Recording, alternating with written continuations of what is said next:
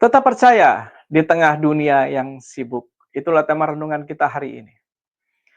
Kolose 3 ayat 23 katakan demikian firman Tuhan. Apapun juga yang kamu perbuat, perbuatlah dengan segenap hatimu seperti untuk Tuhan dan bukan untuk manusia. Rasul Paulus menyampaikan kepada jemaat di Kolose yang hidup di tengah budaya Romawi yang penuh penyembahan berhala, ketidakadilan, dan kerja paksa. Paulus mengingatkan jemaat bahwa iman Kristen mereka harus terlihat dalam tindakan sehari-hari, termasuk dalam pekerjaan yang mereka lakukan. Saudara terkasih, kata apapun juga yang kamu perbuat dengan segenap hati, maksudnya adalah semua aktivitas pekerjaan, baik itu kasar, kantoran, pelayanan, bahkan tugas rumah tangga. Tidak ada pekerjaan kecil di mata Tuhan. Lagi sekali, tidak ada pekerjaan kecil di mata Tuhan. Totalitas dan kesungguhan, bukan asal-asalan. Itulah bukti atau cerminan kasih kita kepada Allah. Perbuatlah seperti untuk Tuhan, bukan untuk manusia. Motivasi utamanya bukan untuk menyenangkan manusia memang, tetapi menyenangkan Tuhan. Bukan sekedar mencari pujian atasan atau upah semata. Karena Tuhan, Ia yang memberikan kita pekerjaan. Integritas kita tetap terjaga, mesti tidak diawasi siapapun termasuk atasan. Seorang bernama Andi, 32 tahun. Seorang sales marketing di Jakarta yang hidup di tengah tekanan target pekerjaan.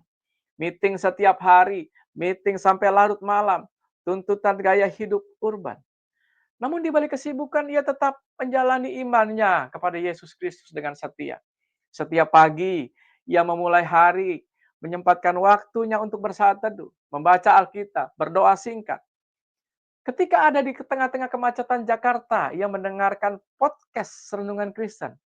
Meskipun sering ditawari klien untuk sekedar minum-minum atau pergi ke klub demi deal, Andi selalu menolak dengan halus, memilih tetap pada prinsipnya. Satu saat ketika ujian terbesar datang, ia hampir di PHK karena menolak proyek yang melibatkan kecurangan di dalamnya.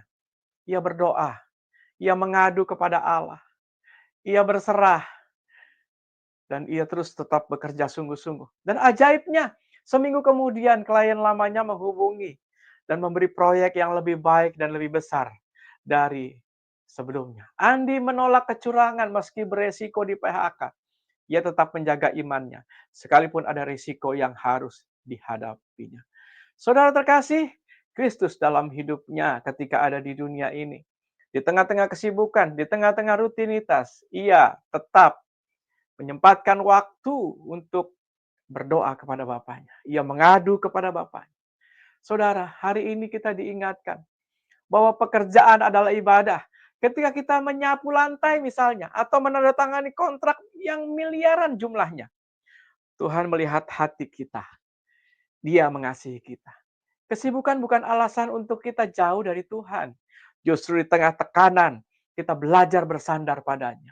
Dan tetap percaya Dia di tengah dunia yang demikian sibuk.